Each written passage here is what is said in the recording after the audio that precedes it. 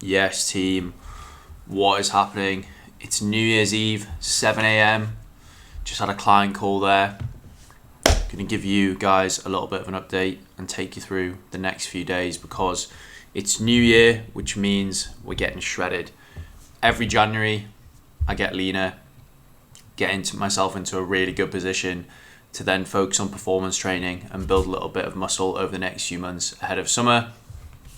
Little bit of an update on the running. If you have watched the previous vlogs, the foot is not in a good way. It's not terrible, but just the progress that it's making is very slow. I think I mentioned it in the last video. I think I might have strained ligaments in my foot. I think just related to potentially just overuse from the marathon, and then potentially getting into running a little bit too quickly post race. Although I did leave it 3 or 4 days, but anyway, who knows? So I think I'm just going to need to rest it for at least a couple of weeks. It'll be 2 weeks since the kind of injury happened this Saturday. So 3 more days, and then if it's not getting better, I am definitely going to go to a physio and see if I can get a formal diagnosis. But at this stage, I think I just need to focus on rest and recovery. Obviously a little bit gutted because I was going to go into another marathon prep for Barcelona and try and go low 250s in the marathon, but you know, it is what it is. Injuries happen. Unfortunately, this sort of stuff does come up. A lot of the clients that I've coached have come up with injuries as well, not related to obviously our programming, but it does just happen when you increase the running mileage, especially when you're training for something like a marathon. And I think me and Simon both realised that. That's obviously my training partner, Simon. Realised I think 2 marathon preps back to back in 1 year is a little bit ambitious, and going forward, you know, I've got a good amount of running experience now and a good amount of race experience. I must have done like 6 or 7 half marathon races. I've done 2 marathons, 1 an official race, and I think the way that I'm going to structure my year going forward is do a marathon once a year, which will involve a specific 16-week prep with slightly higher mileage. There'll be a good amount of base building work throughout the year as well. Ideally, probably a 3 to 4 month period where pretty much just focus on aerobic work with just 1 speed session a week to bring the intensity down and really build that aerobic base. And then within that as well, I'll probably try and PR a 5k or a 10k and then do a half marathon. But the half marathon will usually coincide with the marathon prep anyway, so it's not as I'd be prepping for those two races differently. So very much still want to keep pushing the running going forward. I think doing that sub 3 really opened my eyes to, you know, how good I actually am at running. Obviously, I've put in a hell of a lot of work. It's not as though I'm naturally that good at it. Like, I'm naturally fit, but it's just got me excited for me to see where I can take it over the next few years, because I've been strength training for over 14 years now, but I've only been running for 5.5. So my thought process is always kind of like long-term thinking. You know, if I'm 28 now and I'm running a sub 3 on 50k a week, you know, after 5.5 years, where could I be by the time I'm 35? So that's the way that I want to look at it. Obviously, still very much focused on the physique now that I obviously can't run. What I've been doing is subbing the volume that I would spend running. So it would generally be between 3 to 4, sometimes even 4.5 hours a week running. I'm basically just doing that on the bike. I've done just bike work since I've injured my foot. I haven't done any conditioning, but I'm probably going to do a conditioning session tomorrow just to mix things up. So I'm actually spending probably double the amount of time that I was on the marathon prep now in zone 2, which is obviously great for building the base. But I am looking forward to getting back to some speed work because I don't want to lose that side of things. So it is what it is. Unfortunately, injuries happen, whether that's in the gym or with running or other types of disciplines. You've just got to move through them, stay positive, and always just look to focus on something else, something that you can control. So for me at the moment, that is still doing the cardio, still building the aerobic base, and focusing a little bit more on physique, because the intensity of the cardio training that I'm doing has come down a lot. You know, I'm not doing any intervals at the moment. I'm obviously not doing the fast long runs. I'd say the intensity has come down. So my recovery from a physique standpoint is better, and my ability to build muscle will be better. And for anyone that's done, you know, marathon preps and things like that, whilst also working on their physique, you'll know that you just generally look a little bit flat when you're doing a lot of cardio because glycogen stores are consistently being depleted. So what I'm trying to say is your physique will always respond better when you are focused more on physique training, obviously. So what I'm focusing on doing over the next probably just 4 to 5 weeks is just leaning down a little bit. I'm weighing in on average this week at 78.5, a slightly higher weigh-in post-Christmas, obviously, and then a couple of lighter weigh-ins since then. Body weight has already started to come back down. So I'm obviously still very lean. If I was to estimate, I'd say I'm probably 11% body fat. So I'm probably just looking to get down to between 9 and 10%, get myself into a really good lean position to then hopefully get back into running and continue to build muscle. So that's the plan. And obviously I'm going to be running you over what I'm doing to achieve that. But long story short, calorie deficit, consuming around 2,600 calories at the moment, which is low for me. I estimate my maintenance to be around 3,000 to 3,100. I'm consistently doing 10k steps a day. When I was training for the marathon, realistically, I was getting more than 10k steps a day just because of the running. But now I'm obviously not running, so I need to make a conscious effort to go and do that. It's obviously low impact, it's low intensity. It doesn't affect recovery whatsoever. Very, very effective. For fat loss, strength training wise, I'm just doing 3 strength training sessions a week.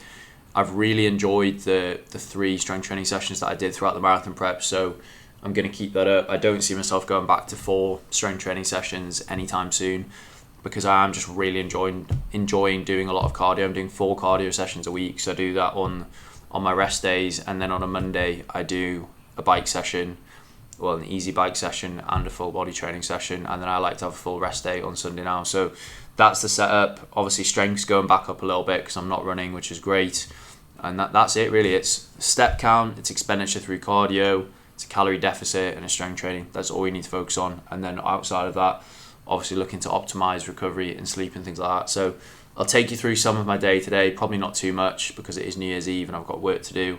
But I'm going to go for a full body strength session in a couple of hours time. Got a couple of calls with clients who actually had quite a few inquiries from old clients wanting to come back on board in the new year, which is always really, really nice. You know you've done a good job when people have gone away and then they've come back, and then we're going to be going on this boat later on. So I'm not going to take the camera on the boat, but I will get some phone footage and show you guys how it is. And then from tomorrow, well, it's New Year's Day, so I'm not actually going to be working too much tomorrow. I'm not taking any calls. I'm going to relax a little bit, go to a beach club, so I'll definitely take the camera there.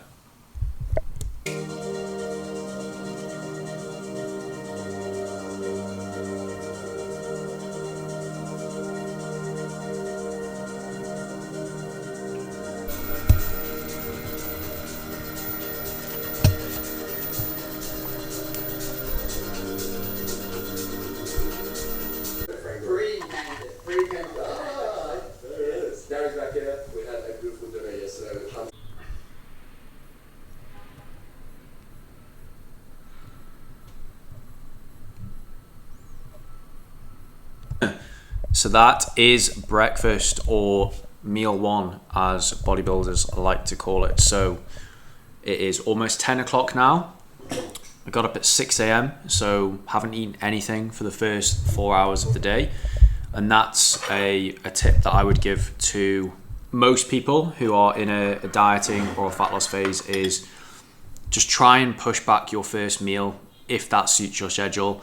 If you're someone that trains, let's say, 8:30, 9 a.m. and you're getting up at 6, then you would probably have better performance in the gym if you have some carbohydrates before the training session, maybe just a banana and a protein shake or something like that. But because I generally train between probably 11 and 12 most days, I like to push back my first meal. I've already got a really good amount of work done this morning, haven't had to, 1, think about food, and 2, prepare it until now. And this is going to be a really good meal, high in protein, relatively high in fats, and pretty high in carbohydrates, which is going to fuel me perfectly for my training session in about 90 minutes time.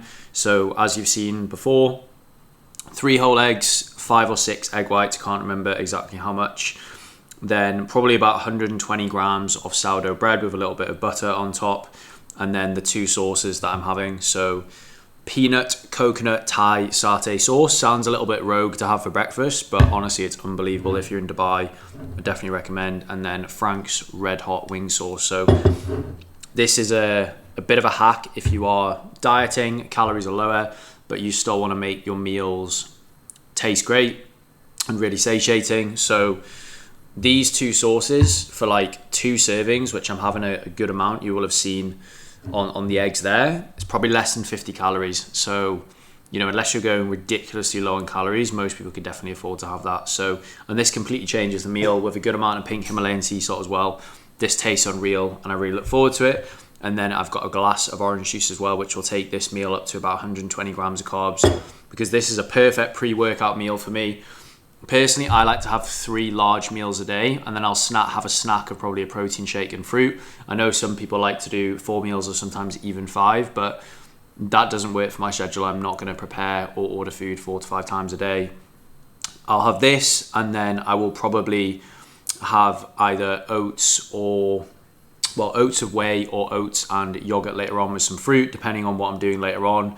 And then I'll probably order dinner. So I like to prepare 2 meals and then order 1, and that works really well for me. And then I've got a protein shake in the fridge with some fruit, and that's not too much time to prepare, because again, I'm not willing to spend 2 hours a day prepping food when I can order it for a pretty affordable price. So I'm going to get through this, do a little bit of work, head to the gym, and I'll film some of my strength training session today.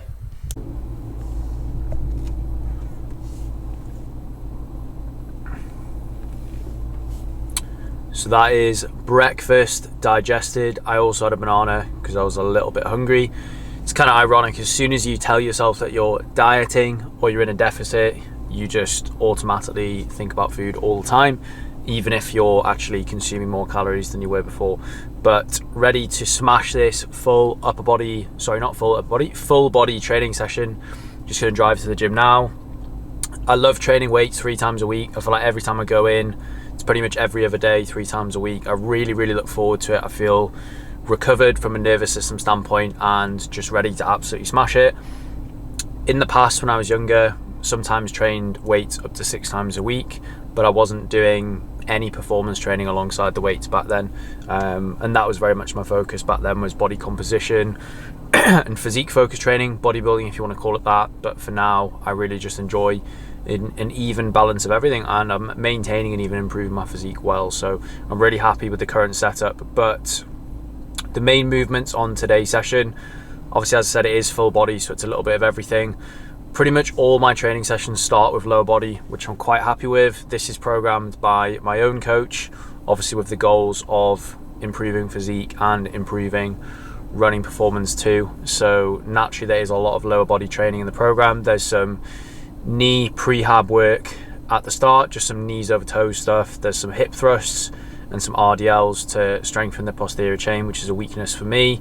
And then we've got some back work, wide grip machine row, got some tricep dips, obviously for the chest, triceps and upper body in general. Some more pull down work, and then some more delt work as well, with some arms at the end. So obviously with it being full body, you touch on upper and lower body 3 times a week, 3 training sessions.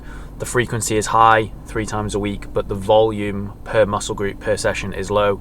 And the reason I really enjoy this style of training, and I really enjoyed it during the marathon prep, is there's very little fatigue built up per muscle group. So obviously it was a lot of running.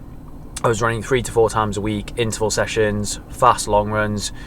If you're training in that way, in that high intensity of running, you can't afford for your lower body to be banged up, under recovered, DOMs every single day. I have done that in the past and you can still progress, but this was way better for me because I went into all my runs feeling pretty fresh and not absolutely fried. I remember a few years ago I used to always do lower body on Tuesday and then hit the track on Wednesday morning, and I'd always be sore. As I say, could still perform, but just not at the highest level. So I do believe that switching over to a 3-day strength training split was part of my success as to why the marathon prep went really well. But just before breakfast, had a call with the team. We've just been running over all the clients on the programs. New Year's Eve now, so a lot of our clients are moving into fat loss dieting phases tomorrow, and basically what we were going over was every client that works with us obviously has a personalized roadmap. 2 reasons for that: so that we as the coaches can map out effectively where the clients are going, but it's also for the clients as well, so they can understand and learn from us and understand how to program different phases. And if you are starting a diet or a fat loss phase tomorrow, do not try and reinvent the wheel. There's 4 main variables that you need to take into account which will drive success with fat loss and body composition improvements, is going to be the foundation of your training, which should always be strength training, minimum 3 times a week. If you have time to do cardio on top of that, of course do that too. That will aid fat loss, but it's not just about the training, it's not just about the nutrition, it's how everything slots together. So then obviously you will have your calorie targets, and underneath that your macronutrient targets, and then your expenditure outside of the gym, which will be your step count. So strength training will be the foundation, nutrition will support that. Those are the 2 most important things. If you've got time to do cardio, layer that on top. Of course, if you are also training towards performance goals, then cardio is going to be a massive part of the program, but it is not essential for fat loss, although it will make the whole fat loss process a lot easier. And then lastly, steps, day-to-day movement. I'm stripping off a little bit of body fat at the moment, so I am doing 10k steps, non-negotiable as well. So again, make sure there's a strategy in place, make sure you're taking into account all variables across training, nutrition and expenditure, and don't obsess over just one variable, because an amazing training plan supported by a terrible nutrition plan will get you nowhere.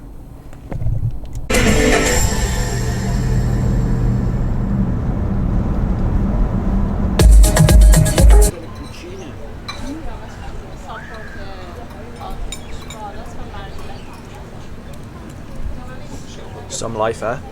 Edamame beans, sushi, matcha. I'm just a girl. Just a girl. Yes guys, what's happening? Just picking up the vlog. So I've been off it for a couple of days, went out for New Year's Eve, got a little bit messy to say the least, but had a great time with everyone. I was feeling a little bit worse for wear on New Year's Day, but we got straight back into it yesterday with some work and a good training session. So I think I did mention earlier on in the video that I'm gonna actually do a shoot. I think I mentioned I was gonna do a fat loss phase, but I'm gonna actually do 2 shoots in week beginning the 16th of February. So I'm gonna do a physique based shoot in the gym, and I'm also gonna do more like a running content shoot. Hopefully I can run by then. Things would have to be really bad if I can't. More on that later. But yeah, so I'm working with my mate Ben Bray, who's a really, really good photo shoot and competition prep coach. So it's gonna be good to, most importantly, have the accountability of someone that I have to check in with every single week. Accountability over nutrition, which is going to be the big one. I'm expecting him to put me on lower calories than I'm used to. And yeah, just looking forward to learning from someone in a slightly different space to me. Obviously our clients, we do have a lot that are working towards physique and body composition based goals, but it's not quite as quote unquote as extreme as what Ben does with some of his clients. So looking forward to learn about that. I've done 2 photo shoots in the past, worked with another coach who's also a good mate of mine, JJ, learned a lot there. So I'm looking forward to doing this, and obviously coming off the back of a marathon prep, it's a very different style of training. Obviously I'm just going to lift 3 days a week, but then I'm going to be focusing on low intensity cardio. I think I'm going to do 1 slightly higher intensity cardio session just to keep my threshold kind of fitness in a good spot, because with not being able to run, obviously it's hard to kind of hit the higher heart rate stuff. But I actually did a bit of research and listened to a podcast last night, and someone was saying the best substitute for kind of like tempo threshold work with running is actually the assault bike. So I'm gonna do a session of that probably either tomorrow or midweek next week, or both. So I'm expecting to get my stuff from Ben over tomorrow, so I will check back in with this video with the setup in terms of expenditure and nutrition. I'm going to be controlling all my own training from another coach, Dave, who I've worked with for a long time. So he's going to be doing that, purely just using Ben for accountability, check-ins, nutrition and expenditure. So it's Saturday morning, actually going to head off for a little retreat into the desert now, but I'm going to do a separate video on this. So I'm going to finish this clip and start a new video, but I'll check back in tomorrow once I've got the info from Ben, and then that'll basically be week 1 of this photo shoot prep. What's happening, guys? We are so back. 8k easy in the sun done today. First proper run since, I guess, the start of the injury. And just to kind of recap on that, did 3 easy runs the week after the marathon. Foot started to hurt. Took 2 weeks off running, went to see a physio earlier on this week. I'll actually insert some of the clips of some of the weird exercises he was getting me to do. But basically the diagnosis was perennial tendon discomfort, strain, whatever the proper term would be. But basically just did some active release work with the physio, got a proper diagnosis, and he sent me over a rehabilitation program, which is a combination of strengthening work for the perennial muscle, so basically the muscle that runs on the outer of the calf, the shins, I guess, and then a lot of release work, myofascial release work for my feet, and also generally the right side of my body, because it is much weaker than my left from my ACL surgery a few years ago. So I'm incorporating those rehab exercises into my routine. I feel like I've got a lot to do at the moment with the photoshoot prep. So obviously the strength training, the cardio that I'll go into in a second, the steps, the nutrition, and now the rehab program. But at the end of the day, you know, time management and planning and making sure that I get all of this done consistently in my routine will lead to much better results for the photoshoot prep, and most importantly get me back to full fitness in terms of running. But big confidence boost there. 8k completely pain-free, no discomfort in the foot. I can definitely feel the right side of my body, like the muscles are kind of working in a slightly different way, which is good because I've done a lot of release work. So it's just about building the mileage up slowly over the next few weeks.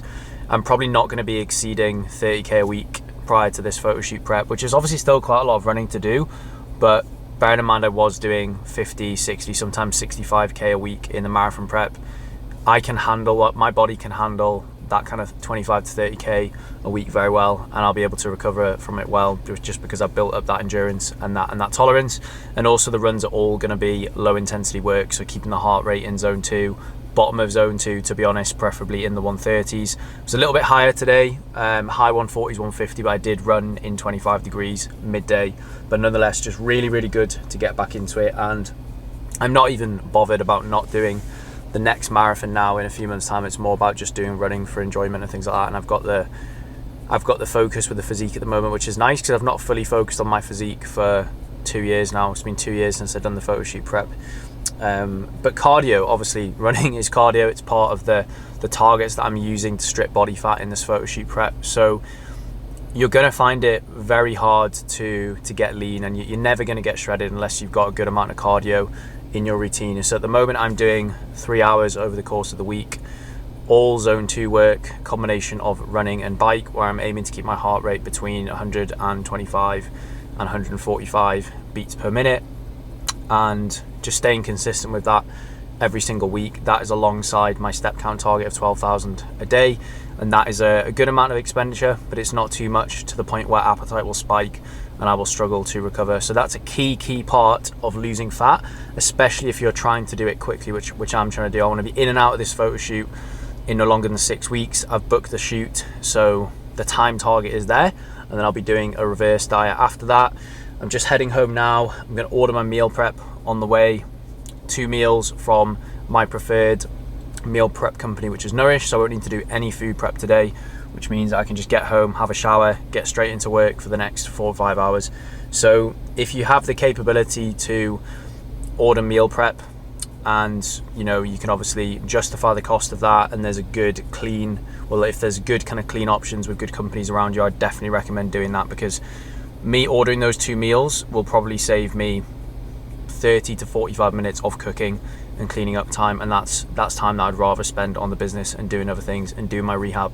So 2 things there. Cardio, pretty much essential if you're trying to get lean, especially if you're trying to do it in a short amount of time, and meal prep and outsourcing that side of things to a company if possible. So yeah, I'm gonna get home now and then get stuck in. I've got 3 client calls later on and then a consultation call. It's been an amazing start to the month. I think we've had 5 or 6 people sign up already, and it's only the 8th for the month, so it should be a really good month. Growth in terms of client numbers this month, 100%, and it's really good to see that pretty much everyone we're bringing on board is doing some running alongside their strength training, not necessarily all working towards hardcore running goals, but it's just cool to see that people have got it in the routine. I really think that is the way that the industry is going to go over the next few years. Obviously running has really picked up in popularity over the last probably 3 or 4 years because of lockdown, but I feel like it's genuinely becoming a part of almost everyone's routine, regardless of whether they're trying to build muscle and work towards physique, which is great because that's obviously exactly what we do. So I want to dominate that space over the next couple of years and really make a name for ourselves.